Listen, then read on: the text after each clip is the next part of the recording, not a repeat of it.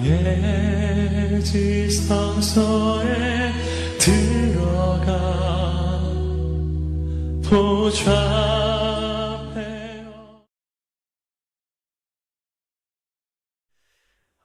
목회자가 다른 교회 강단에 가서 설교를 할 때 가장 부담스러운 강단은 어떤 강단이냐면 본교회 담임 목사님 말씀이 너무 좋은 때입니다. 이 본교회 담임 목사님 말씀이 너무 좋으면은요, 이게 가서 참 부담이 많이 돼요. 이거 웬만치 해가지고는 은혜 받기가 참 어렵거든요. 그럴 때는 이제 목사가 매달릴 것은 하나밖에 없습니다. 성령님께 매달리는 길밖에 없습니다. 제가 예전에 영락기도원에서 사역을 할 때 제가 한 가지 경험을 한 게 있어요. 그게 뭐냐면 강단에 서서 하나님 말씀을 선포하기 전까지 목사는 열심히 준비하고 기도합니다. 그리고 강단에 서는 그 순간서부터는 내가 하는 게 아니에요. 그때부터는 제가 하는 게 아니라 그때부터는 성령님께서 하시는 겁니다. 할렐루야. 제가 기도원에 있을 때 매일 화, 수, 목, 금 4일 동안 새벽 기도회, 그리고 오전마다 집회를 인도하고 또 저녁에는 올밤 처자를 했어요. 요즘은 어떻게 하는지 모르겠습니다. 밤 11시에서 새벽 4시까지 올밤 처자를 하는데 혼자서 다 했어요. 너무 힘든 거예요. 너무 힘든 거예요. 이러다가 처음에는 죽겠더라고요. 이러다가 사람이 죽겠더라고요. 그래서 하나님 보고 제발 딴 데 좀 보내달라고 했더니 하나님께서 어느 날 저에게 그 말씀을 하시더라고요. 네가 하려고 하니까 안 되는 거야. 이제부터 내가 할게. 이제부터 내가 할게. 주께서 그 말씀을 주시고 난 그 다음서부터 여러분, 기도원에 정말 부흥이 일어나기 시작하더라고요. 아까 우리 목사님께서 말씀하셨는데 저는 진짜 여기서 2년 반 동안 제가 영락기도원에서 원목하는 동안에 정말 재미있었습니다. 얼마나 신나게 정말 2년 반 동안 집회를 인도했는지 몰라요. 그때는 진짜 그 기도원이 완전히 차고 넘쳐가지고 그 뒤에다가 신발장 있는 데까지 다 트고, 때로는 거기까지 다 차면은 막 그 바깥에까지 의자 갖다 놓고 앉아가지고 그렇게 같이 집회 인도하고 같이 뜨겁게 부르짖고 그랬던 기억이 납니다. 그래서 저는 여기에 오면서 사실은 우리 갈릴리 교회를 오는 그 기쁨도 있었지만은 예전에 제가 섬겼던 이 영락기도원 근처에 언저리에 오는 것만으로도 굉장히 마음이 설레었습니다. 아무튼 이번 갈릴리 교회에서 이 부흥에 2박 3일 동안 성령님께서 저를 주장하시고 성령님께서 역사해 주시기를 주의 이름으로 축원합니다. 미국의 대표적인 강해 설교자로 유명한 존 메가더 목사님이 있습니다. 그분이 쓴 저서 중에 진리전쟁이라는 책이 있어요. 근데 그 책의 전체적인 내용을 보면 오늘날의 이 땅에 있는 지상의 교회들이 세상으로부터 끊임없는 영적 공격을 받고 있다는 겁니다. 그래서 이 땅의 모든 교회는 지금 현재 진리 전쟁 중에 있다라고 말을 합니다.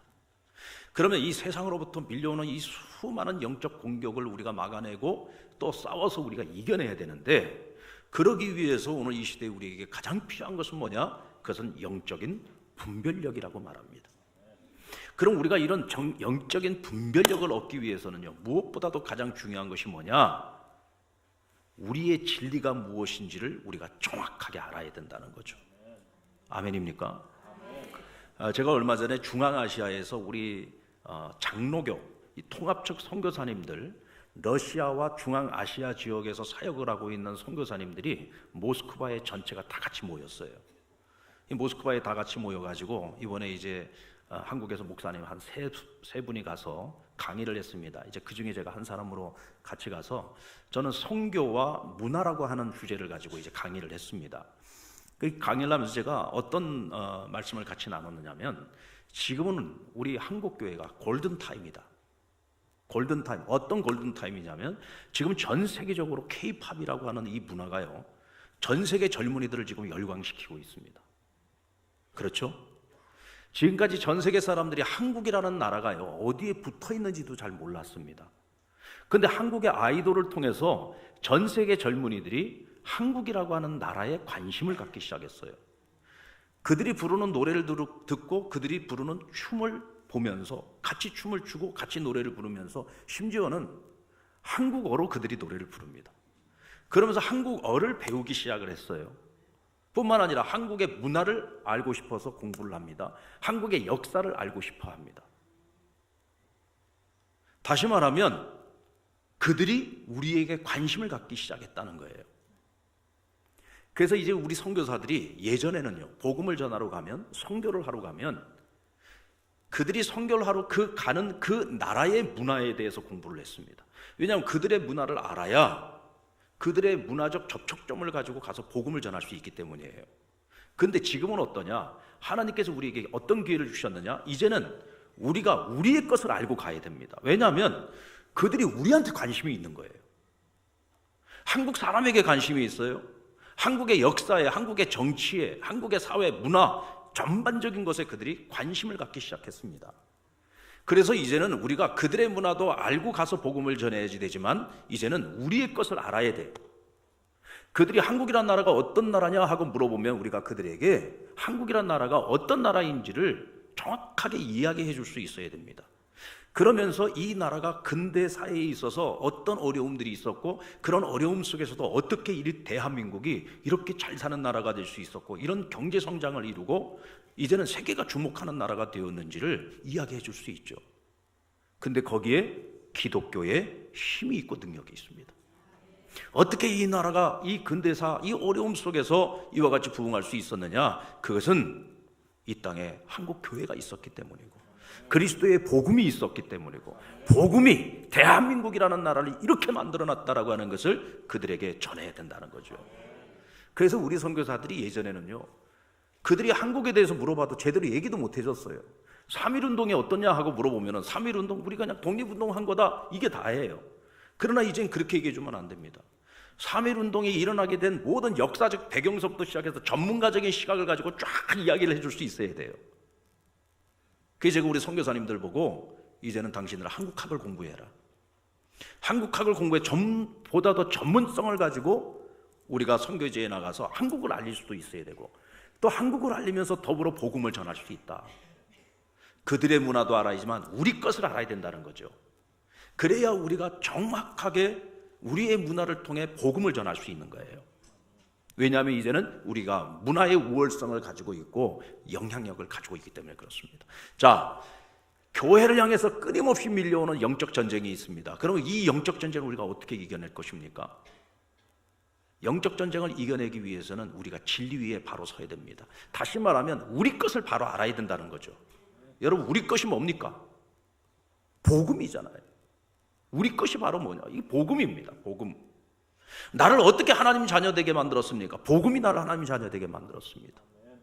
어떻게 죄 많은 나라고 하는 이 인생이 이렇게 죄 사함 받고 구원받아 오늘 밤 세상을 떠나도 천국에 갈 수 있는 천국 백성이 되게 만들었습니까?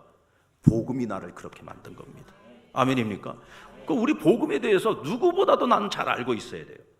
사람들이 나에게 복음을 전해달라, 나에게 복음을 이야기해달라고 하면은 복음에 대해서 이야기를 시작하면은요, 1시간도 좋고 2시간도 좋고 시간 가는 줄 모르고 복음에 대해서 이야기할 수 있어야 됩니다. 우리가 진리에 딱 붙들려 있고 우리가 진리에 대해서 확신을 가지고 있지 못하면 우리는요, 세상으로부터 밀려오는 이 세속화에 여지없이 교회들이 다 무너질 수밖에 없습니다. 여러분, 세상이 얼마나 강합니까?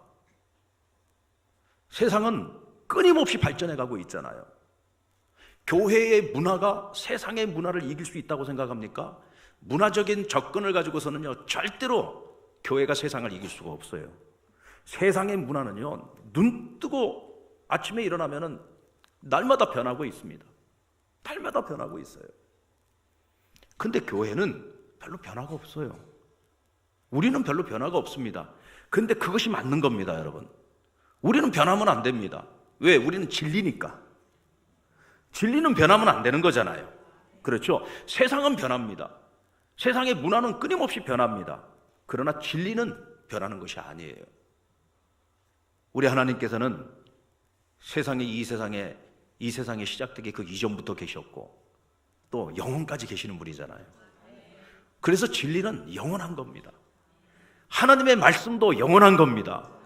복음도 영원한 겁니다. 우리는 그 영원한 하나님의 진리를 정확하게 알아야 된다는 거죠. 오늘 사도 바울은 내가 복음을 위하여 그리스도의 종으로 사도로 부름을 받고 택정함을 입었다고 자기 자신의 정체성에 대해서 이야기하고 있습니다. 나는 일평생 이 복음을 위해서 살았고 이 복음을 전하는 일을 위해서 살았다. 그런데 나는 이 복음을 단 한 번도 부끄러워한 적이 없다고 고백합니다. 여러분, 로마서는 바울이 3차 선교 여행 중에 고린도에 3개월 동안 머물면서 로마 교인들에게 쓴 편지입니다. 바울은 1, 2, 3차 선교 여행을 통해서 끊임없이 고난을 당했습니다. 복음을 전하는 곳마다, 가는 곳곳마다 유대인들이 쫓아다니면서 그를 죽이기 위해서 온갖 계략을 꾸몄잖아요. 때로는 40에 하나 감한매를 맞기도 했습니다. 때로는 돌에 맞아서 죽었다 살아나기도 했습니다. 정말 죽고 살기를 밥 먹듯이 하면서 고난 속에서 주의 복음을 전했던 사람이 바울이에요. 그러면 바울이 왜 이렇게 고생을 많이 했습니까? 복음 때문이었습니다. 복음 때문에 영광도 있었지만은 사실 복음 때문에 바울은 너무너무 고생을 많이 했습니다. 그럼에도 불구하고 복음 때문에 고생한 바울이 나는 복음을 단 한 번도 부끄럽게 여기지 않았고 앞으로도 영원히 부끄럽게 여기지 않을 것이라고 말하고 있습니다. 왜 그렇습니까, 여러분? 복음은 진리이기 때문입니다.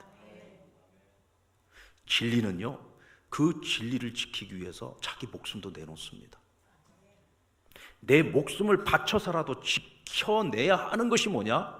진리입니다. 그래서 수천 년의 우리 기독교 역사를 통해서 보면 수많은 우리 믿음의 선배들이 목숨을 내놓고 신앙을 지켰잖아요. 그래서 기독교는 성도들의 피값 위에, 그리스도의 피값 위에 세워진 교회가 수없이 많은 피를 흘리면서 신앙의 진리를 지켜내고 복음을 지켜냈습니다. 다니엘 학습법을 쓴 김동환 목사의 글을 읽어보면 그의 집은 철저한 불교 집안이었습니다. 그리고 그의 어머니도 철저한 불교인이었고, 그리고 굉장히 기독교를 싫어했다 그래요. 근데 이 어머니가 갑자기 병에 걸렸는데, 이 대체 무슨 병인지 병명을 알 수가 없는데 점점 사람이 바짝바짝 말라가는 거예요. 몸무게가 30kg밖에 안 될 정도로 그렇게 말라 비틀어져 버렸어요. 근데 도무지 이 병을 고칠 수가 없는 겁니다.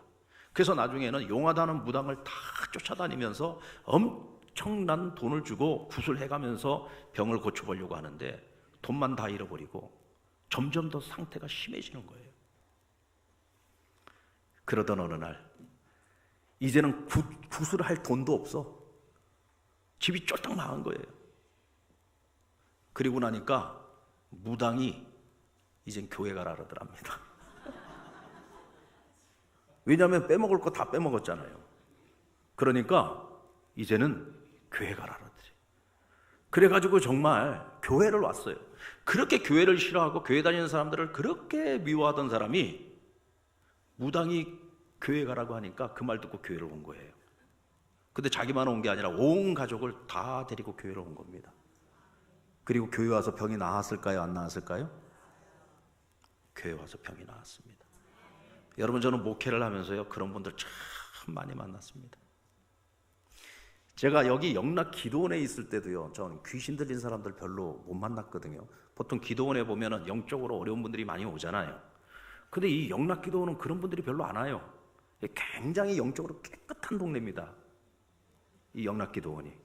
여러분, 제가요, 다른 기도원은 가라는 소리 안 하는데 영락 기도원은 가세요. 영락 기도원은 정말 영적으로 굉장히 깨끗한 기도원이에요. 제가 영락 기도원에 3년 있는 동안에 귀신 들린 사람 한 명도 못 만났어요.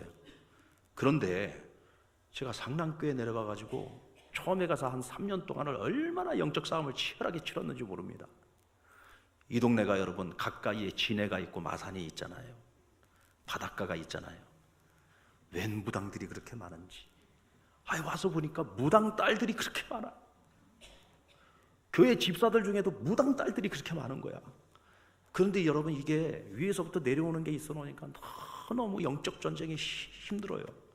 저희 교회는 보면 지금 두 사람이 있는데 이 두 사람은 매일 철야를 합니다. 매일 철야를 해요. 이 영적 싸움이에요. 내가 싸워서 이겨야 자기 집안이 사는 거예요. 자기 자식들이 사는 거예요. 안 그러면은 자기한테 그 내려왔던 신내림이 그 밑에까지 흘러가야 되는 거예요. 그러니까 어머니로부터 내려온 거, 이거를 내가 차단하고 이것을 내가 극복하기 위해서 날마다 철야하는 겁니다. 진짜 보면 그 영적 사람이요, 영적 싸움하는 것을 보고 있으면 눈물이 날 정도예요. 야, 난 나 같으면 저렇게 못하겠다 싶을 정도로 매일 철야를 한다니까요. 한 번은 한 가정이 저희 교회에 등록을 했어요. 아버지, 어머니, 아들, 딸.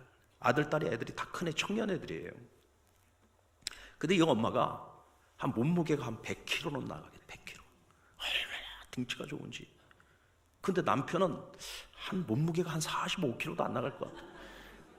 남편은 키도 자그마한 데다가 그냥 바짝 말랐어요. 이 가정이 왔는데 처음에는 아무것도 모르고 이제 받아들였죠. 근데 어느 날 수요 기도회 끝나고 난 다음에 이 가족이 전부 제 방에 찾아온 거예요. 찾아와서 목사님 기도 좀 해주세요. 그래요. 그럼 무슨 기도를 해줄까요? 그랬더니 이 엄마가 이 귀신 들림이 있는 거예요. 이 귀신이 한번 들어오면은 사람이 완전히 제정신이 아닌데 칼을 들고 막 온 집안 다 때려 부시는 거예요. 그리고 가족들한테 막 칼부림을 하는 거예요. 근데 자기가 왜 그렇게 했는지도 몰라. 자기가 무슨 짓을 했는지도 모르는 거예요. 이게 귀신 들림이 한번 딱 일어나면 그런 일들이 일어나는데, 그래가지고 이 귀신을 내쫓아 보려고 온갖 용하다는 무당한테 쫓아다니면서 나중에는 집까지 다 팔아가지고 다 갖다 바쳤는데도 해결이 안 된 거예요. 그랬더니 나중에는 더 이상 빼먹을 것이 없으니까 무당이 그러더랍니다. 교회 가보라고. 여러분, 그래가지고 우리 교회를 찾아온 거예요. 이 가족이 찾아온 거예요. 그래서 그때부터 수요일 날 기도회 끝나고 나면은요, 저하고 우리 부목사들하고 저희 집사람하고 다 같이 달라붙어가지고 축사를 하는 거예요. 같이 방언으로 기도하고 나사렛 예수의 이름으로 명하노니 떠나갈지어다 하면서 영적 싸움을 하는데 거의 한 3달을 싸웠습니다. 3달을. 한 3달을 싸우고 났는데 마지막 날 이 악한 귀신이 나가는데 어떻게 나가는 줄 아십니까? 여러분, 귀신이 나갈 때는요, 입으로 나갑니다. 이 입으로 나가는데 막 얼마나 가래를 토해내는지 진짜 크리넥스 한 통을 다 썼어요. 막 가래를 막 세상에 나 진짜 목회하면서 그렇게 가래를 많이 닦아본 적은 처음입니다. 가래 닦아내면서 또 기도해줘. 가래 닦아내면 또 기도해줘. 그런데 맨 마지막에 하나님이 저한테 어떤 마음을 주시냐면, 이 가정은 사랑이 아니면 해결될 수 없다, 이런 마음을 주시더라고요. 그래서 축사를 하고 난 다음에 제가 그 엄마한테 물었습니다. 당신 가족들한테 미안하죠? 너무너무 미안하대요. 자기 때문에 집안 쫄딱 망하고 남편 고생시키고 애들 공부도 제대로 못 시키고 자기 하나 때문에 온 집안이 다 망했다는 거예요. 그래서 제가 그 남편하고 애들 보고 엄마가 원망스럽지? 아내가 원망스럽죠? 그랬더니 처음에는 아니라고 그러더니 나중에는 그렇대요. 당신의 아내가 온전한 치유를 받으려면 용서하시고 사랑하세요. 사랑하지 않으면 악한 것은 또다시 들어갑니다. 이 가정에 가장 필요한 것은 사랑입니다. 그랬더니요, 이 아내가 눈물을 펑펑 쏟으면서 울기 시작하는 거예요. 엉엉 하면서 울기 시작하는 거예요. 그러니까 또 남편이 보고는 또 같이 울어요. 애들도 같이 울어요. 나중에는 온 식구가 다 같이 끌어안고 막 우는 거예요. 한참을 울고 났는데 여러분 보십시오. 세상에 얼굴이 옛날 얼굴이 아니요. 세상에 그렇게 울고 나니까 얼굴들이 환해진 거예요. 얼굴이 환해졌어요. 야, 나는 그렇게 한순간에 그렇게 얼굴 변하는 건 처음 봤어요. 여러분들, 우리 안에 있는 악한 영이 떠나가고 하나님의 성령이 임하니까 사람의 얼굴이 낯빛이 변하더라고요. 아멘입니까? 아멘. 여러분, 복음은 진리입니다. 복음이 들어가면은요, 사람이 변합니다. 복음이 들어가면은요, 인생이 변합니다. 복음이 들어가면요, 세상도 변합니다. 아멘입니까? 이 김동환 목사님 어머니가 그렇게 병을 치유받게 됩니다. 그런데 이분이요, 어렸을 때부터 이 김동환이가 공부를 잘하고 애가 똘똘하니까 날마다 입버릇처럼 얘기가 뭐냐면, 넌 열심히 공부해서 나중에 판검사 돼야 된다, 판검사 돼야 된다. 그래서 이 김동환 목사가 자기는 어렸을 때부터 자기는 마땅히 판검사가 된다고 생각을 했대요. 그래서 정말 열심히 공부를 했답니다. 전교 1등을 놓쳐본 적이 없어요. 그런데 이 엄마가 은혜 받고 난 다음에 기도 제목을 바꿨습니다. 하나님, 우리 동안이가 목사 되게 해주세요. 목사 되게 해주세요로 기도를 시작을 한 거예요. 근데 그런 어머니가 이해가 안 가더라. 근데 한 가지는 분명했대요. 분명히 교회에 가서 하나님이 우리 어머니 병을 고쳐주셨어. 우리 어머니가 하나님을 만난 건 분명해. 근데 문제는 내가 하나님을 못 만났어. 그러니까 궁금한 거예요. 목사가 되는 건 쉬는데 하나님이 궁금한 거예요. 대체 하나님이 어떤 분이시길래 우리 어머니를 저렇게 바꿔놨나. 교회라면 그렇게 싫어하던 어머니가 어떻게 아들을 목사 되게 만들려고 저렇게까지 기도를 할 수 있을까. 하나님이 궁금하더래요. 그래서 서울대 종교학과를 갑니다. 서울대 종교학과에 가서 그때부터 모든 세상의 종교를 공부하기 시작했는데, 종교학으로 들여다보니까 기독교의 하나님이나 다른 종교의 그들이 믿고 있는 신이나 별로 다르질 않더래요. 그래서 내 어머니가 만난 하나님을 좀 더 알고 싶더라는 거죠. 그래서 종교학과를 졸업하고 난 다음에 신대원을 가게 됩니다. 총신대 신대원을 가가지고 신학을 공부를 하면서 내 어머니가 만난 그 하나님, 내 어머니를 변화시킨 그 하나님, 그를 변화시킨 복음에 대해서, 하나님 말씀에 대해서 연구하고 공부를 하기 시작한 거예요. 그러면서 그가 복음이 진리라는 것을 깨닫게 됩니다. 하나님이 진리라는 사실을 깨닫게 됩니다. 하나님은 인간이 만들어낸 신이 아니라 이 세상을 창조하신 참 하나님이라는 사실을 그가 온전히 깨닫게 됩니다. 그러면서 이 세상의 판검사가 뭐냐, 그거보다 더 중요한 것은 하나님께 쓰임받는 자가 더 존귀한 것 아니냐, 다 그만두고 목사가 된 겁니다. 그리고는 목사가 돼가지고 목회를 하는데 보니까 이 시대에 많은 청소년들이 엉뚱한 거에, 세상 것에 빠져가지고 너무나 자신들에게 주어진 인생을 허비하는 것을 본 거예요. 그래서 다니엘 학습법이라는 책을 쓰게 됩니다. 그리고 청소년들에게 영향력을 미치고 그들을 어떻게 하면은 그리스도의 군사로 만들어낼 수 있을까를 고민하다가 다니엘 학교를 만들게, 대안학교를 만들게 된 거죠. 이게 여러분 김동환 목사가 다니엘 학교를 하게 된 역사입니다. 스토리입니다. 어떻게 여러분 그렇게 잘나고 똑똑하고 판검사가 될 거라고 생각했던 그 아들을 목사를 만들었습니까? 어떻게 판검사가 되겠다고 했던 그 공부 잘하고 똑똑했던 이 청년이 스스로가 목사의 길을 걸어가겠노라고 결단을 내렸습니까? 복음이 진리라는 것을 깨달았기 때문에, 복음이 최고의 가치를 가지고 있다는 것, 하나님을 위해서 쓰임받고 하나님을 위해서 일하는 것이 가장 존귀하고 가장 가치 있는 일이라는 것을 깨달았을 때 그는 세상의 모든 것들을 다 버리고 그 길을 걸어갈 수 있었다는 거죠. 여러분, 이것이 바로 복음의 능력입니다. 바울은 로마 교회에게 편지를 쓰면서 15절에서 오늘 그 편지를, 내가 왜 당신들에게 편지를 쓰는지 그 이유를 밝힙니다. 15절 말씀, 그러므로 나는 할 수 있는 대로 로마에 있는 너희에게도 복음 전하기를 원하노라. 로마에 있는 너희에게도 복음 전하기를 원한다. 근데 여러분, 이 로마 교회가 어떤 교회입니까? 사실 로마 교회는 바울이 세운 교회가 아닙니다. 바울은 로마를 가고 싶었어요. 로마 교회 성도들을 만나고 싶었습니다. 그런데 이때까지 한 번도 가질 못했어요. 왜? 성령님께서 계속 막으셨다는 겁니다.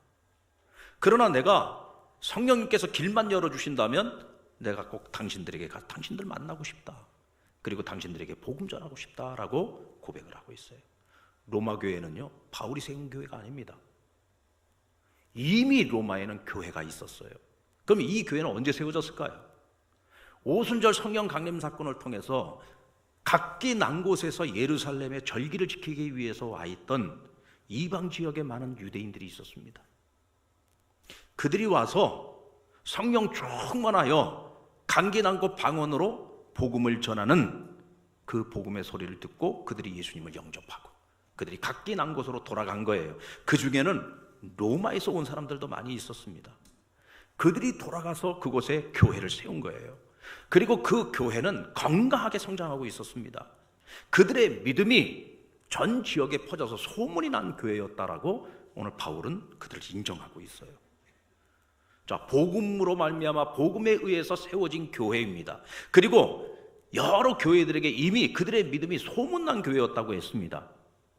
그런데 바울은 그들에게도 복음을 전하고 싶다고 얘기합니다. 이미 복음을 듣고 복음 위에 세워진 건강한 교회인데 왜 오늘 로마 교회 교인들에게 바울이 내가 너희들에게도 복음을 전하고 싶다라고 이야기를 한 걸까요? 그 이유는 로마 교회가 벌써요 20년 가까이 세월이 지났습니다. 20년 가까이 세월이 지나고 교회가 건강하게 세워지고 교회가 한참 부흥을 하고 있는데 이 교회 안에 자꾸 문제가 생기기 시작했습니다. 시간이 지나가면서 이들 안에 있던 복음으로 말미암는 뜨거운 열정, 뜨거운 신앙이 점점점 식어가고 그들이 자꾸 종교인으로 변해가고 있는 거예요. 복음에 대한 열정보다는 그들이 종교인으로 변질되어져 가고 있었던 겁니다. 바울이 그것을 알았던 거죠. 그들로 하여금 다시금 복음에 대한 뜨거운 열정을 불러일으킬 수 있는 방법은 그들에게 다시 복음을 전하는 길밖에 없다는 것을 바울은 깨달았습니다.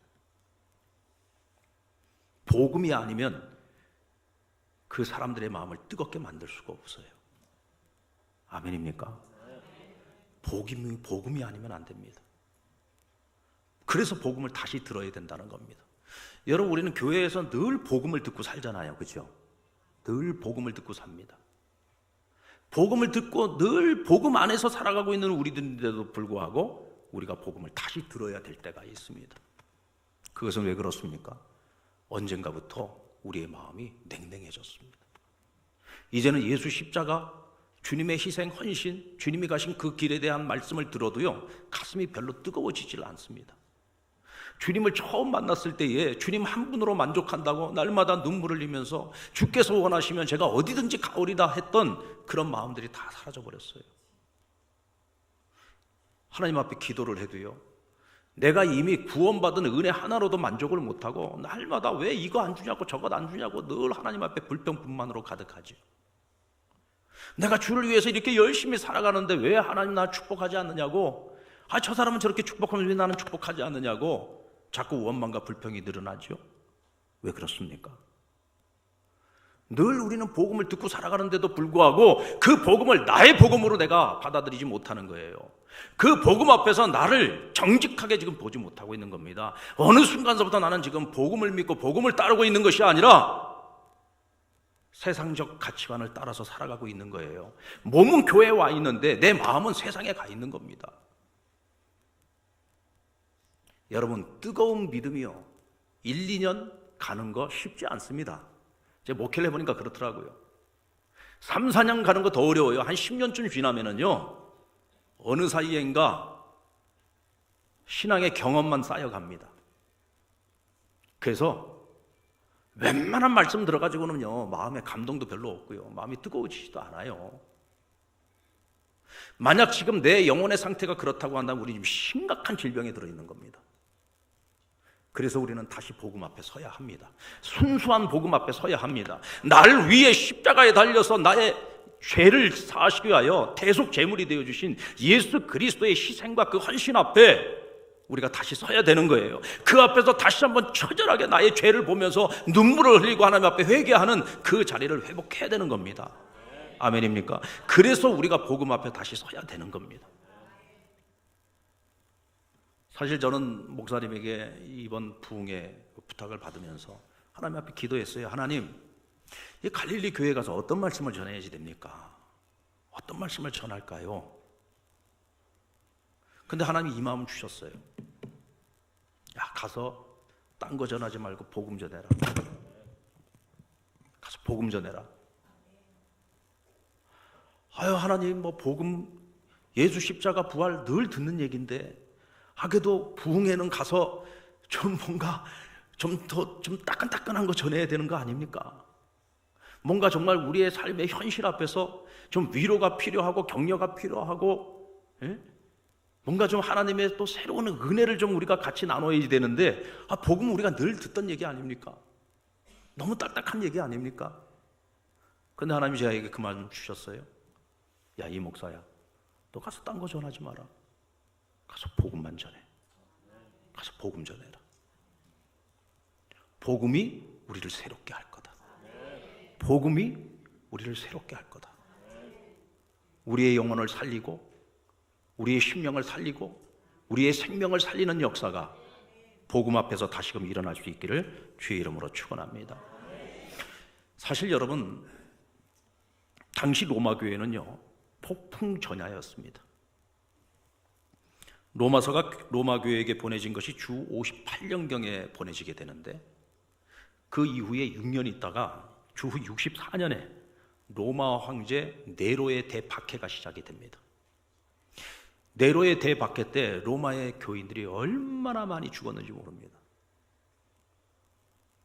이 대박해를 견뎌내기 위해서는요 로마 교회 교인들이 순교자적 신앙으로, 복음의 신앙으로 무장하지 않으면 절대로 그 핍박을 견뎌낼 수도 없고 이겨낼 수도 없었어요.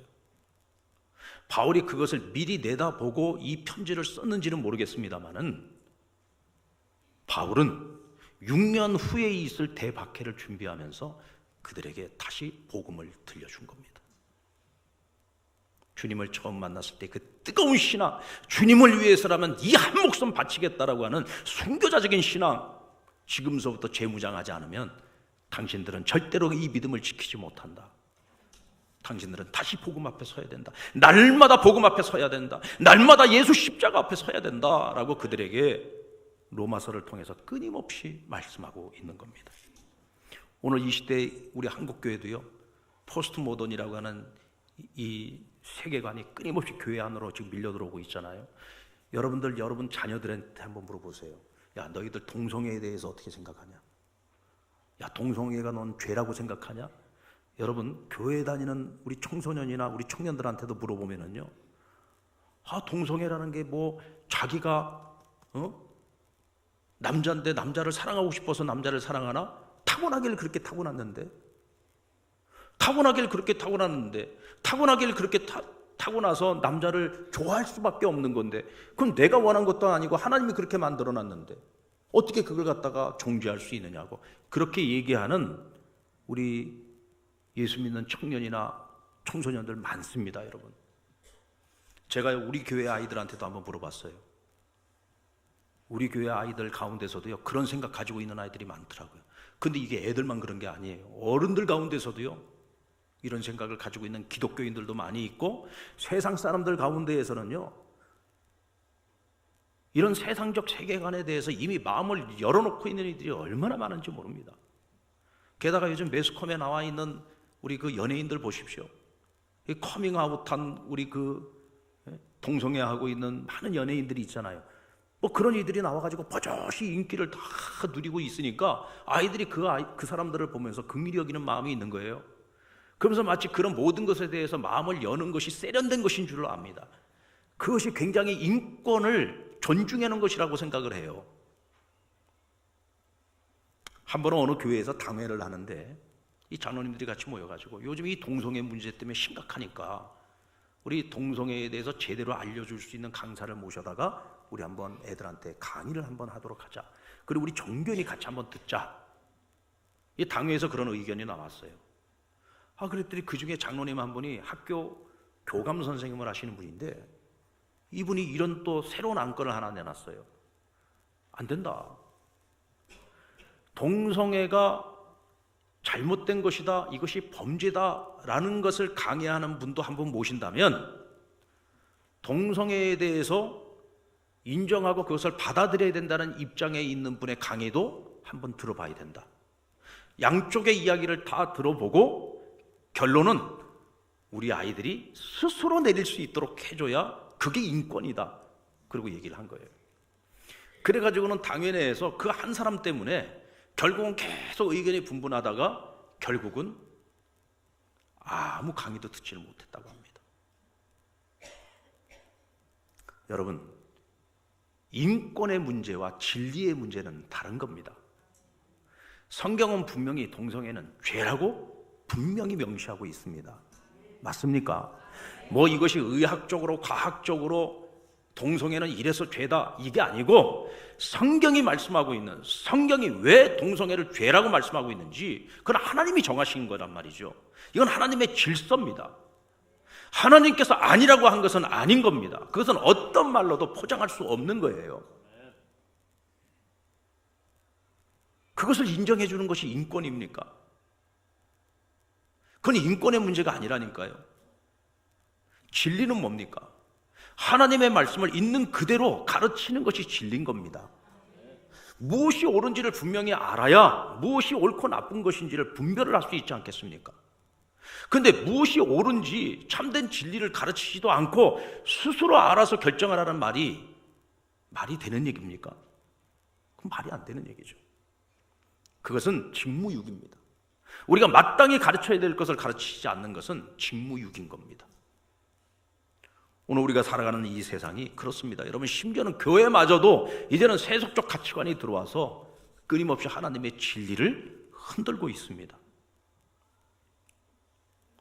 그래서 교회는 진리를 정확하게 가르쳐야 됩니다. 우리 성도들도 하나님의 말씀 그 진리에 바로 서야 되지만 우리 다음 세대 아이들에게도요, 정말 하나님의 말씀 진리를 바로 가르쳐야 됩니다. 그런데 문제는 뭐냐면 아이들과 이 진리의 문제를 가지고서 이야기를 나누다 보면은 요즘 애들이요, 부모 말이라고 다 가만히 듣고 있지 않습니다. 자기 생각하고 다르면은요, 부모가 아무리 진리를 얘기해 줘도요, 막 대듭니다. 내 생각은 이렇다고. 엄마의 생각, 그 고루한 생각을 나에게 주장하지 말라고. 나도 인격이 있고 나도 인권이 있다고. 나도 내가 생각할 수 있는 자유의지가 있다고. 안 들으려고 합니다. 이제는요, 우리 자녀들에게 진리를 가르치는 일도 쉬운 일이 아닙니다. 근데 그러다 보니까 부모님들이요, 귀찮으니까, 애들하고 싸우고 싶지 않으니까, 더 이상 애하고 말다툼하고 싶지 않으니까 어때요? 그냥 꼬리를 내리고 포기해버립니다. 언젠가 때가 되면 지도 알겠지. 지도 나중에 자식 키워보면 내 심정 알겠지. 그리고는 엄마들이, 아빠들이 진리에 대해서 이야기하다가, 토론을 하다가 그냥 멈춰버리고 포기해버립니다. 왜요? 귀찮아서. 싸우고 싶지 않아서. 근데 여러분, 진리는 싸워야 됩니다. 진리는 싸워야 됩니다. 진리는 싸워서라도 그 진리를 고수해야 되고 진리를 지켜내야 됩니다. 그래야 우리 다음 세대 아이들에게도요, 미래가 있는 겁니다. 그러지 않으면 우리 다음 세대, 우리 앞으로 한국교회의 미래 없습니다.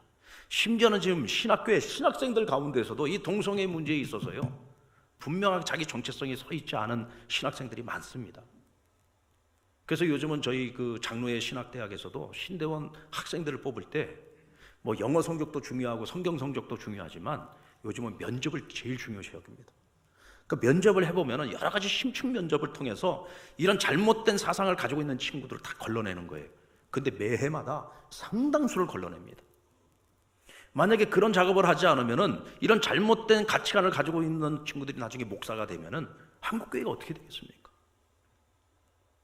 지금 이런 위험성이, 이런 위험한 일들이 지금 한국교회 앞에 밀려오고 있다는 거죠. 자, 그렇다면 여러분, 복음, 우리가 생명을 걸고서라도 지켜내야 되는 복음, 우리 다음 세대에게 반드시 물려줘야 되는 복음, 이 복음이 뭡니까? 복음은 모든 믿는 자에게 주시는 구원의 능력입니다. 모든 믿는 자에게 주시는 구원의 능력입니다. 복음이 아니고서는요, 우리를 구원할 수 있는 그 어떤 진리도, 그 어떤 종교도 없습니다. 세상에 많은 종교들이 있는데 그 모든 종교의 공통점이 뭡니까? 자력구원입니다. 내가 쌓아가는 자기 의를 통해서 구원을 얻는 것이 세상의 모든 종교가 말하고 있는 구원의 길입니다. 그러나 우리 기독교는 전적인 하나님의 은혜로만 구원을 얻습니다. 오늘 이 자리에 계신 분들 가운데 하나님의 은혜로 이 자리에 나오지 않은 분은 한 분도 없습니다. 맞습니까? 오늘 우리의 공통점은 딱 한 가지, 잘나고 못난 거 없습니다. 우리가 이 자리에 올 수 있었던 것은 오직 하나님의 은혜입니다. 아무런 자격도 없는 우리를 하나님 당신의 자녀로 누가 택해 주셨습니까? 하나님께서 택해 주셨습니다. 따지고 묻지도 않았습니다. 우리가 얼마나 도덕적이고 우리가 얼마나 윤리적인지, 우리가 얼마나 잘났는지 못났는지 전혀 그런 거 따지지 않습니다. 전적으로 하나님이 우리를 택하여 우리를 당신의 자녀로 불러주신 겁니다. 은혜로 불러서 우리가 하나님 자녀가 되었습니다. 그래서 오늘 성경에 보니까 복음에는 하나님의 의가 나타났다 그랬어요. 복음에는 하나님의 의가 나타났습니다. 이 하나님의 의는요, 우리가 노력해서 얻은 것이 아니라 하나님께로부터 우리에게 온 겁니다. 하늘에서부터 온 의가 곧 하나님의 의예요. 그럼 이 하나님의 의가 뭐냐? 바로 예수 그리스도죠. 하나님께서 하늘의 보좌를 버리고 이 땅에 친히 인간의 몸으로 오셔서 우리 모두의 죄를 대속하여 십자가에 달려 죽으셨습니다. 그래서 여러분, 우리는 십자가를 볼 때 이 십자가를 예수님의 무덤이라고만 생각하시면 안 돼요. 그런즉 내가 그리스도와 함께 십자가에 못 박혔나니 이제는 내가 산 것이 아니요 그리스도께서 사신 것이라. 이제 내가 육체 가운데서 사는 것은 나를 사랑하사 자기 몸을 버리신 하나님의 아들을 믿는 믿음 안에서 사는 것이라. 아멘입니까? 예수 십자가는 예수님의 무덤일 뿐만 아니라 그건 누구의 무덤이에요? 나의 무덤이기도 합니다. 내 죄를 담당하여 십자가에 달려 죽으신 예수님을 나의 구주로 믿고 영접하는 그 순간에 내 모든 죄가 예수님 그 십자가에 같이 못 박힌 거예요. 아멘입니까? 그래서 하나님께서는 내가 믿는 그 예수 그리스도를 보고 우리를 보시면서 죄 없다 여겨주시는 거죠. 그래서 우리가 칭의를 얻었잖아요. 거룩하다 여김받고 이젠 더 이상 하나님이 우리를 죄인으로 다루지 아니하시고 우리를 의인으로 다루어 주시는 겁니다. 그래서 오늘 밤 이 세상을 떠나도 우리가 천국 갈 수 있는 자격을 주님께로부터 받은 거죠. 이것이 뭐예요? 하나님의 의요. 이것이 무엇입니까? 굿뉴스, 기쁜 소식, 복음입니다. 바울은 모세의 율법을 따라 누구보다도 율법에 열심히 있는 자였고 여호와 하나님께 열심히 있는 사람이었어요. 근데 이 바울이 참 진리인 복음, 곧 예수 그리스도를 제대로 바르게 알지 못했을 때 예수 믿는 자들을 핍박하는 것이 하나님께 칭찬받는 일이라고 생각을 했고 그것이 하나님께 열심이라고 생각을 했습니다. 그래서 다메섹에 있는 기독교인들을 잡아 죽이려고 그 먼 길을 가다가 다메섹 도상에서 예수님이 찾아오시지 않습니까? 만약에 여러분 바울이 다메섹 도상에서요 빛으로 찾아오신 그 예수님을 만나는 극적인 체험이 없었다면 바울은 바뀌지 않았을 거예요. 왜냐하면 자신이 믿고 있는 종교적 신념이 너무나 분명했기 때문입니다. 이런 사람은요 웬만해서 변하지 않습니다. 그런데 이 바울이 내게 빛 가운데 음성으로 찾아오신 그 예수님을 극적으로 만나잖아요. 부인할 수 없게 만났잖아요. 완전히 뒤집어져 버린 거예요. 복음의 원수되었던 자가 복음을 위한 인생으로 완전히 뒤집어져 버린 겁니다. 여러분, 이것이 바로 복음의 능력입니다. 복음을 제대로 만나면은요 사람이 변합니다. 세상이 변합니다. 저는요 깡패도 변하는 걸 봤습니다. 제가 여기 영락기도원이 있을 때 이 기도원 얘기를 자꾸 하게 돼요. 왜냐하면 일반 교회에서 경험하지 못하는 것을 기도원에서는 많이 경험합니다. 한 번은 제가 집회를 인도하고 있는데 맨 뒷자리에 웬 청년 하나가 등치가 산만한 애가요. 두 다리를 쫙 벌리고 앉아가지고 손을 뒤로 딱 기대고 이러고 앉아가지고 맨 뒤에 앉아가지고 다 말씀을 듣고 있는 거예요. 제가 가운데 앞에 서가지고 이제 열심히 말씀을 전하는데 계속 눈에 거슬리는 거야. 맨 뒷자리에 그러고 앉아가지고 그것도 정면에 제가 보도록 두 다리 쫙 벌리고 앉아있는데 너무 제가 기분이 나쁘고 거슬리는 거예요. 그래도 어떻게 하겠습니까? 설교 시간에. 그 말씀을 다 끝내고 난 다음에 대체 어떤 녀석인가 보니까 없어졌어요. 그 다음날 집회를 하는데 또 딱 그 자리에 와가지고 또 두 다리 쫙 벌리고 앉아가지고 그러고 있는 거예요. 저 녀석이 언제까지 오는가 한번 보자. 근데 여러분 보십시오. 이 청년이요 그렇게 매일매일 와가지고 집회를 참석을 했어요. 그러더니 어느 날부터 새벽 기도를 나오기 시작했어요. 새벽 기도를 나오기 시작했어요. 딱 1년이 지났습니다. 그 1년이 지나는 동안요 저는요 걔가 그렇게 잘생긴지 몰랐습니다. 1년 만에 정말 살이 쏙쏙 빠지기 시작하는데 인물이 나기 시작하는 거예요. 인물이 나기 시작하는 거예요. 건강이 회복되기 시작했어요. 1년이 딱 지나 어느 날 새벽 기도 끝나고 제 방문을 두드렸습니다. 누구십니까? 아, 목사님, 상담 좀 원합니다. 문을 열어보니까 그 청년이에요. 근데 제가 1년 동안요, 한 번도 그 청년을 제가 개인적으로 만나지 않았습니다. 제가 속으로 생각했습니다. 언젠가는 저 청년이 한 번 나한테 찾아올 거다. 제 방에 찾아왔어요. 와서는 자기 얘기를 하는 겁니다. 이 친구가요, 원래 고향이 광주예요. 광주. 중학교 때부터 등치가 그렇게 크고 좋았답니다. 아버지는 공무원이었고 어머니는 학교 선생님이었어요. 초등학교 교사였습니다. 아버지 어머니 두 분이 다 바쁘다 보니까 얘가 혼자 보내는 시간이 많은데 애가 워낙 등치가 크니까 자꾸 노는 애들이 건드리는 거예요. 야, 너 우리랑 같이 놀자. 그래가지고 이 아이가 중학교 올라가면서부터 나쁜 친구들하고 어울리기 시작을 했는데 얘가 등치가 큰 데다가 싸움을 잘하니까 세상에 조직폭력배 애들이요, 중학생인데 스카웃을 한 거예요. 중학생 아이를 스카웃을 한 겁니다. 그러니까 이 아이는 세상에 두려운 게 없는 거예요. 광주에서는요, 그 위에 어깨 형들하고 같이만 다니면은 뭐 어디를 가든지 프리패스인 거예요. 학교에서는요, 뭐 자기네 학교뿐만 아니라 다른 학교에서도 얘를 건드리는 애들이 없는 거예요. 나이도 어린 아이가 이제 세상에 무서운 게 없어진 겁니다.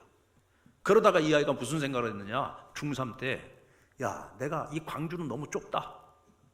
내가 저 큰 무대 서울에 가서 내가 서울을 주름 잡아야 되겠다 생각을 하고 중학교 3학년 때 서울로 상경을 한 거예요. 그리고는 본격적인 조폭 생활을 시작을 합니다. 얘가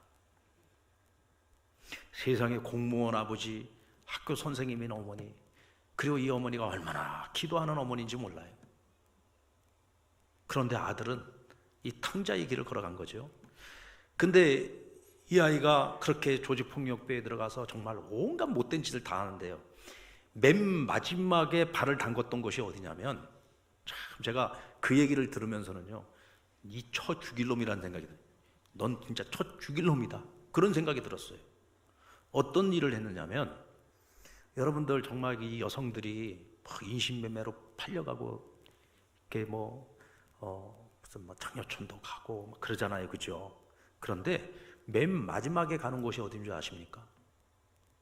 섬에 있는 티켓다방이랍니다. 구르고 굴러서 이제는 더 이상 갈 데가 없으면 가는 곳이 섬에 있는 티켓다방으로 팔려간대요. 그것도 돈 받고 팔려간답니다. 근데 자기가 마지막으로 한 일이 뭐냐면 그 일을 했대요. 그 아가씨들 데려다가 배 태워가지고 섬에다가 갖다 팔고 오는 거예요. 그런데 몸에 병이 찾아왔어. 몸에 병이 찾아온 거예요. 몸이 병들기 시작을 하는, 그 젊은 나이에 당뇨병이 온 거예요. 당뇨병이. 여러분, 당뇨가 오면 힘을 쓸 수 있어요, 없어요? 당뇨가 오면은요, 힘을 못 씁니다. 손이 달달달달달 떨려가지고 주먹질도 못해요. 그러니까 병을 고치기 위해서 어머님 집에 찾아옵니다. 근데 그 어머님 집이 어디냐면 도봉구에 있어요. 도봉구. 수소문을 해가지고 자기 어머님 집에 찾아온 거야. 어떻게 합니까? 그래도 돌아온 아들인데. 집에 와가지고는 사랑구실 했을까요? 매일 만화책 빌려다가 만화책이나 보고 술이나 퍼마시고 밤새도록 딴짓하다가 아침이면 늦게 일어나고, 진짜 보고 있으니까 더석더석, 안 보일 때는 그냥 아유 죽었는가 보다 그러고 살았는데 와가지고는 날마다 그 모습을 보니까 죽겠는 거예요. 그러니까 이 어머니가 매일 영락기도원에 올라서 기도하는 거예요. 하나님, 저 인간 좀 사람 좀 되게 해달라. 죽지 않고 살아와 준 것만 해도 고마운데 이제는 저 인간 사람 만들어야 되지 않겠습니까? 기도하는데 어느 날, 그날이 국경일이었어요. 국경일 날 이 아들 보고, 야, 나 지금 산에 가는데 너 나랑 같이 산이나 가자. 너 이러다 죽겠다. 우리 산에 가서 좋은 공기 좀 마시러 가자. 그래가지고 이 아들을 갖다가 잘 설득을 해가지고 북한산에 올라간 거예요. 어디로 갔을까요? 영락기도원을 지나가는 거예요. 근데 지나가다가 어머니가, 야, 나는 여기 기도원에 올라가서 예배 참석해야 되니까 너 혼자 저기 산에 올라갔다가 나중에 시간 맞춰서 우리 만나자. 그리고 집회 끝나고 나면 기도원 밥 맛있으니까 우리 기도원에 가서 같이 밥 먹고 내려가자. 이렇게 얘기가 된 거예요. 그리고 어머니는 이제 기도원으로 올라가고 이 청년은 산으로 올라간 거야. 근데 산으로 올라가는데 보니까 기도원에서 막 찬송 소리가 들리는 거예요. 근데 찬송 소리를 들으면서 자기가 속으로 그랬대요. 아유, 저것들은 대낮부터 미쳤지. 무슨 산에 올라가서 저렇게 노래들 부르고 난리야. 그러면서 산으로 올라가는데, 근데 저기 지금 우리 어머니가 가 있잖아. 우리 어머니가 미쳤지. 왜 저긴 가서 저러고 있어? 그래가지고 자기 어머니 끌고 나오려고 도로 내려와가지고 기도원에 올라온 거예요. 기도원에 올라와가지고 이제 바깥에 이러고 앉아가지고 이제 가만히 앉아 있는데, 웬 젊은 남자 목소리가 들리더래요. 근데 이 젊은 남자 목소리가 상당히 들을만 하더랍니다. 그리고 앉아 있다가 대체 이 목소리의 주인공이 누군가 한번 얼굴이나 보고 가자. 그래가지고 이제 본당 안으로 들어온 거예요. 그리고 맨 뒤에 이러고 앉은 겁니다. 앉아가지고 이제 뭐 하느냐, 자기 엄마 어디 앉아 있는지 열심히 찾는 거예요. 열심히 찾는 거예요. 근데 여러분 보세요. 하나님이 하시면은요, 그렇게 해서 그 자리에 들어왔는데 하나님이 귓구멍을 열어준 거예요. 말씀을 듣는데 그 말씀이 다 자기 얘기로 들리기 시작한 거예요.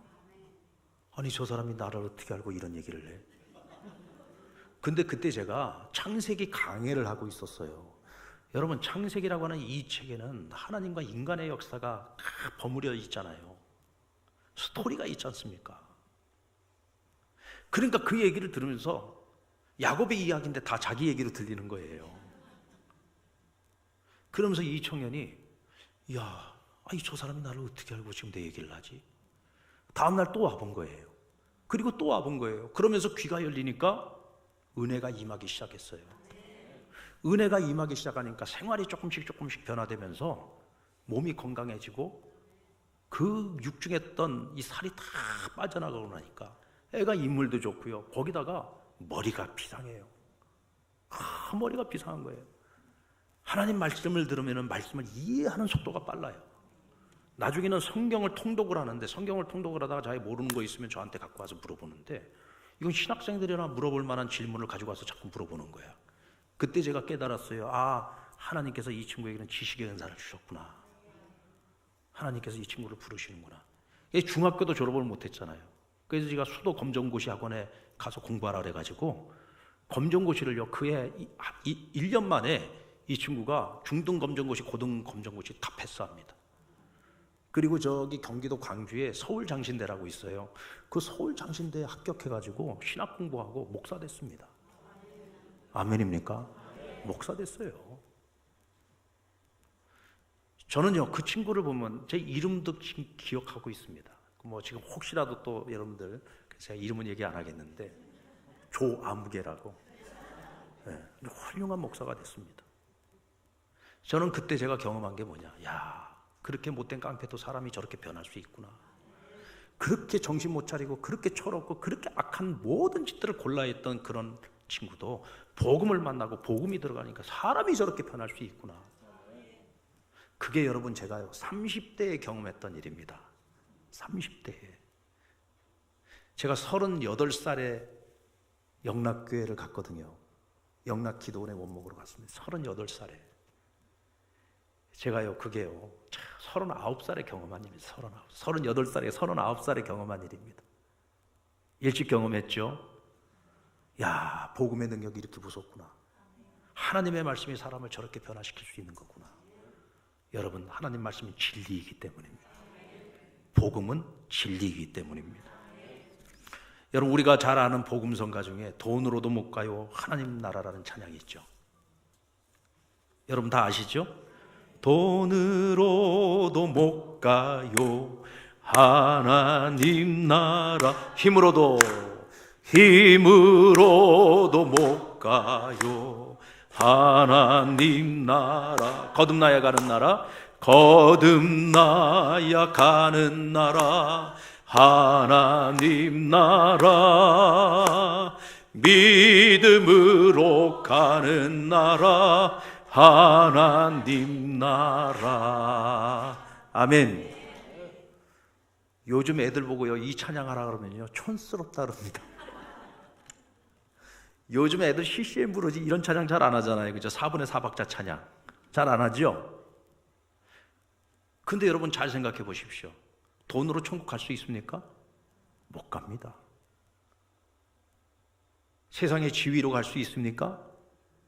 못 갑니다. 힘으로 갈 수 있습니까? 못 갑니다.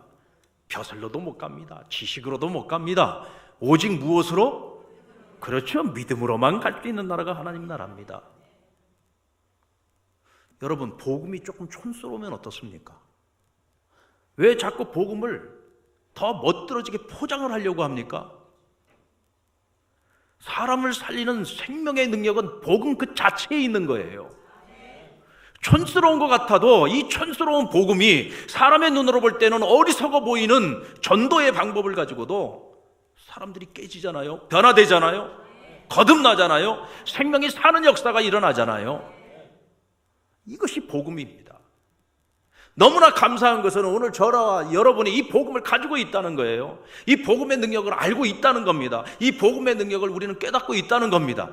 근데 문제는 우리가 이 복음의 능력을 사용하지 않는 것이 문제입니다. 여러분, 복음은 우리가 지키기만 해서 되는 게 아니에요. 복음은 지키는 것이 아니라 복음은 전하는 겁니다. 아멘입니까? 누구든지 변화시킬 수 있고 누구든지 살려낼 수 있는 이 복음을 왜 우리만 가지고 있어야 됩니까? 왜 우리만 그것을 누려야지 됩니까? 하나님께서 우리에게 주시는 것들은요, 어느 것 하나도 나 혼자 누리라고 주시는 것이 아닙니다. 하나님께서 주신 것은요, 그것을 나누고 베풀라고 주신 것입니다. 하나님께서 왜 우리 믿는 자들에게 입술을 주셨습니까? 복음 전하라고 주신 겁니다. 여러분들, 복음 전하는 입술들이 되시기 바랍니다.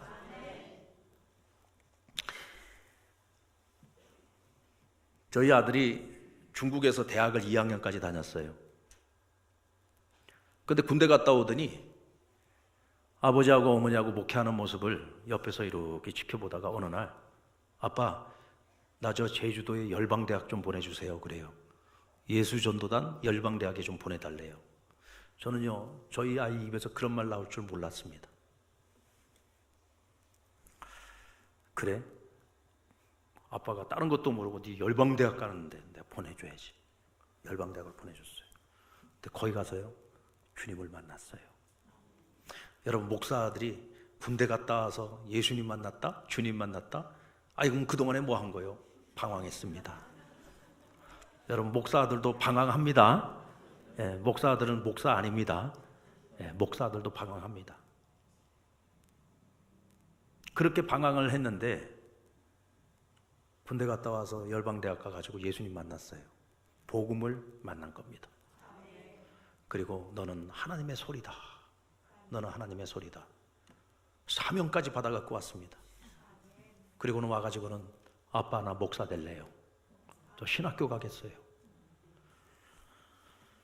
아이고, 중국에 가서 2년 동안 상해에서 2년 동안 공부했는데 그거 그러면 어떻게 하냐? 너 학교 다 졸업하고 난 다음에 신대원 가라. 아빠, 하나님이 이미 나에게 내 갈 길을 정해 주셨는데 갈 거면 지금부터 시작해야죠. 지금 갈게요. 그래서 편입해서 신학교 갔어요. 저는 속으로 그랬습니다. 하나님, 꼭 목사만이 하나님의 일을 하는 것은 아니지 않습니까? 목사 말고 딴 거 하면 안 됩니까? 요즘 목회가 참 힘들거든요. 목회가 참 힘들어요. 예전 같지 않아요. 우리 성도들의 마음도 예전 같지 않고요. 한국교회의 현실이 예전 같지 않습니다. 목회자의 권위가 땅에 다 떨어져가지고 너무너무 힘들어요.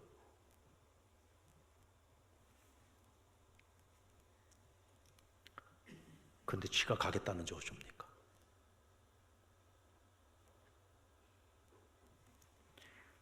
나는 내 아들이 하나님의 종인 것, 난 그거 늘 하나님께 감사한다. 나는 세상에 다른 거 하나도 안 부럽다. 나는 대통령도 안 부럽고 기업의 회장도 안 부럽고 하나도. 난 내 아들이 목사인 게 최고의 자랑거리다. 우리 어머니가 늘 하시는 말씀이에요. 우리 어머니가 늘 하시는 말씀이에요. 내가 가만히 보니까 목사인 제가 저희 어머니 믿음만도 못해요. 나는 목사의 길을 걸어가 보니까 참 목사의 길이 힘들어요. 여러분들 겉보기에는 이렇게 참 사람이 그냥 행복해 보이잖아요. 그죠? 은혜 아니면 살아갈 수가 없는 것이 목회자의 길입니다. 은혜가 아니면 살아갈 수 없는 길이 목회자의 길이요. 나는 내 아들이 그 길 안 가줬으면 했는데 가겠대요. 근데 지금은요, 얼마나 크게 감사한지 모릅니다. 하나님 너무너무 감사합니다. 우리 아들이 주님 만났습니다. 우리 아들이 주님의 복음을 만났습니다. 이제는 주님만 바라보고 살겠답니다. 주님 앞에서 살겠답니다. 이제 그가 어떤 길을 걸어가든 주님 책임지시지 않겠습니까? 그거 하나면 족합니다. 하나님, 이제 그 마음이에요. 얼마나 감사한지 모릅니다. 제가 오늘 여기까지 살아온 것도 복음의 능력 때문이었고 하나님의 은혜였던 것처럼 내 자녀의 길도 하나님 책임지시지 않겠는가, 그걸 생각하니까 너무 감사한 거예요. 세상에서 부귀영화 누리면 뭐 하겠습니까? 하나님 다 잃어버리고 세상에 빠져서 살아간다면 그 자녀를 바라보면서 제 마음은 늘 천갈래 만갈래 찢어지지 않겠습니까? 그러나 하나님 앞에만 있으면 걱정할 게 없습니다. 하나님 앞에서만 살아갈 수 있으면 걱정할 게 없습니다. 왜냐하면 하나님께서 그 인생을 책임지실 것을 믿기 때문이죠. 여러분, 복음은요, 세상을 변화시킵니다. 조선시대에 복음이 들어왔을 때 어떤 일이 일어났습니까? 양반 쌍놈이 없어지는 거예요. 양반 쌍놈이 없어지는 거예요. 여러분들 초대교회가요, 로마의 핍박 아래에서 원형 경기장에 기독교인들 잡아다가 거기 다 처형시키지 않았습니까? 근데 이 초대교회사를 읽어보면요, 로마인들이 기독교인들이 처형을 당하는 모습을 보면서 깜짝 놀랍니다. 뭘 보고 놀랐느냐면 그들이 죽는 모습을 보고 놀란 게 아니에요. 워낙 이 사람들은 죽이는 걸 많이 보고 살아가지고 웬만한 거 처참하게 죽이는 거 갖고 놀래지도 않아. 근데 이 사람들이 뭘 보고 놀랐냐면 분명히 거기에 와 있는 저 사람은 귀족인데 내가 잘 아는 귀족이에요. 근데 저 사람은 보니까 분명히 어느 집에 있는 노예의 노예. 당시대의 노예는 사람 취급도 못 받았습니다. 죽여도 그건 살인죄가 되지도 않습니다. 짐승 취급도 못 받았던 게 노예입니다. 그런데 귀족하고 노예가 서로 부둥켜 안고 서로를 위로하고 격려하면서 막 같이 기도하면서 서로가 막 사자에게 뜯겨서 죽어가는데도 서로를 위로하고 격려하고 끌어안고 다 찬양하는 그런 모습을 보면서, 아니 어떻게 저 귀족하고 어떻게 저 노예가 저렇게 한자리에서 서로 부둥켜 안고 서로를 위해서 뭔지는 모르겠지만 같이 노래를 부르고, 이거는 상상을 할 수가 없는 일이에요. 당시대의 세계관을 가지고서는 도저히 이해가 안 되는 겁니다. 그러면서 로마 사람들이 궁금해지기 시작한 게, 대체 저 기독교는, 저 공동체는 대체 무슨 공동체인데 이 세상에서 한 번도 보지 못한 것을 우리에게 보여주는가 궁금한 거예요. 그 시대에 여러분, 귀족과 노예가 하나가 된다? 서로 위로하고 격려한다? 서로 교제를 한다? 형제라고 부른다? 자매라고 부른다? 이거는 있을 수가 없는 일이에요. 세상에 없는 그런 공동체가 나타난 겁니다. 그게 뭐예요? 교회입니다. 그래서 주님께서 뭐라고 말씀하셨습니까? 하나님의 은혜를 입은 자들이 있는 그곳이 천국이다. 하나님의 은혜로 모여진 곳이 교회 아닙니까? 이 지상의 교회가 뭐예요? 그 천국인 거죠. 사람들이 교회에 관심을 갖기 시작했습니다. 그러면서 세상에 없는 공동체를 발견하게 된 겁니다. 그러면서 그들이 복음이 들어가기 시작하니까 결국은 로마가 기독교 앞에 무릎을 꿇고 말았던 거죠. 여러분, 복음은 세상을 변화시킵니다. 한 개인을 변화시킬 뿐만 아니라 세상을 변화시킵니다. 사랑하는 여러분, 오늘 그 복음의 능력을 우리가 가지고 있습니다. 여러분들 세상에 어떤 것들을 좋아하실 겁니까? 어떤 것들을 추구할 것입니까? 그 어떤 것보다도 복음의 가치가 최우선의 가치라고 한다면 여러분들, 우리가 늘 복음 앞에 서야 되지 않겠습니까? 이제는 그 복음을 지키는 것에서 끝나는 것이 아니라 복음을 전하는 삶을 살아가야 되지 않겠습니까?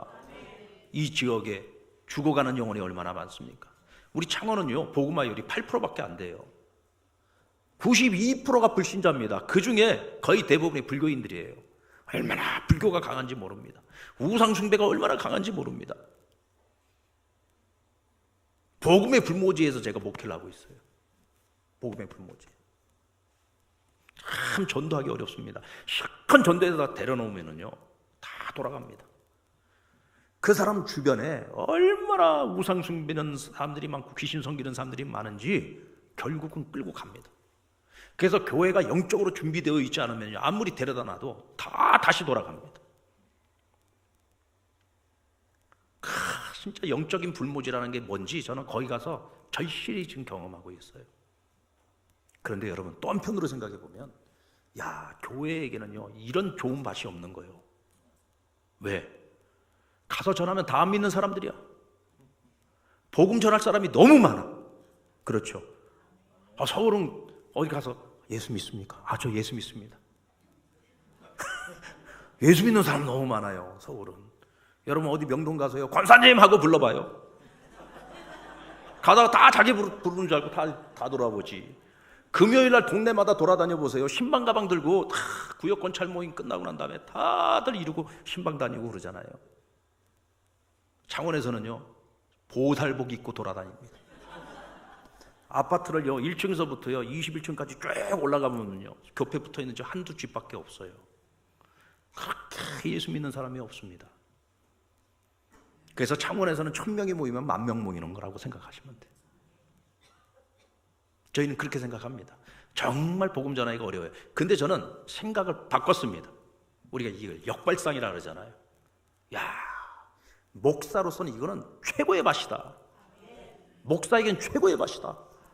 믿는 사람 천지면 복음 전할 맛이 안 나는데 안 믿는 사람들 천지니까 얼마나 복음 전하기 좋습니까? 그렇죠. 복음 전하기 좋습니다.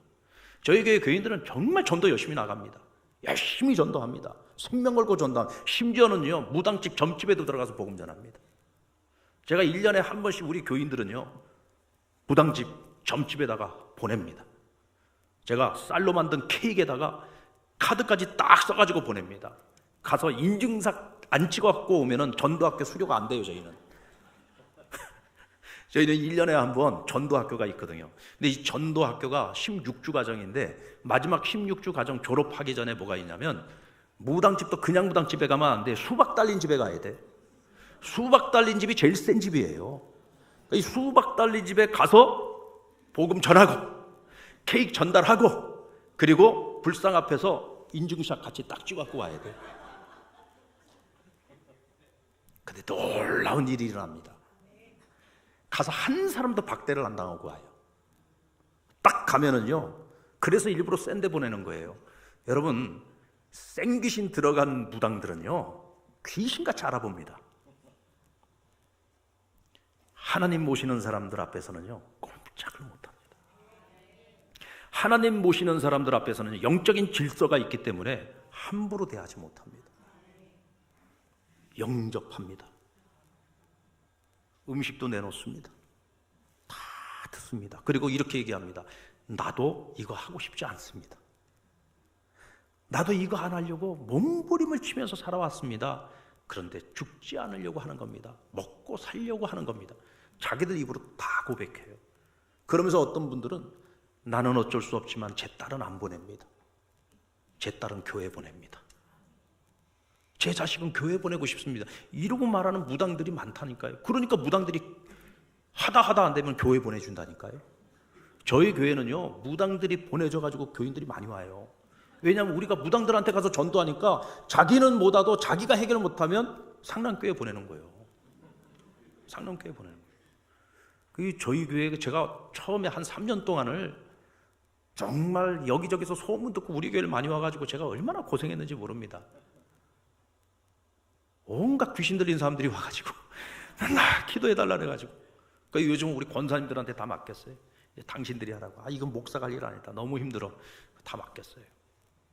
근데 여러분 그러니까 교회가요 영적으로 살아나는 것 같아요. 왜냐하면 계속 영적인 전쟁을 하니까 교회가 영적으로 살아나요. 복음의 능력을 경험하는 거예요. 예수 그리스도의 이름의 능력을 경험하는 거예요. 여러분 예수 그리스도의 이름 앞에서요 정말 이건 정말 우리가 그런 얘기 있잖아요. 귀신 나부랭이. 정말 귀신은 나부랭이에요. 사람들이 이 정체를 몰라서 그렇죠. 그냥 이거는 귀신 나부랭이에요. 마귀가 부리는 한낱 보잘것없는 영에 불과한 거잖아요. 우리는 누굽니까? 하나님의 자녀잖아요. 우리 안에 누가 계십니까? 성령님이 계시잖아요. 하나님의 영에 사로잡힌 사람들이 그런 걸 보고 두려워하면 되겠습니까? 그런 걸 보고 겁내면 되겠습니까? 맞습니까? 이게 여러분 복음의 능력입니다.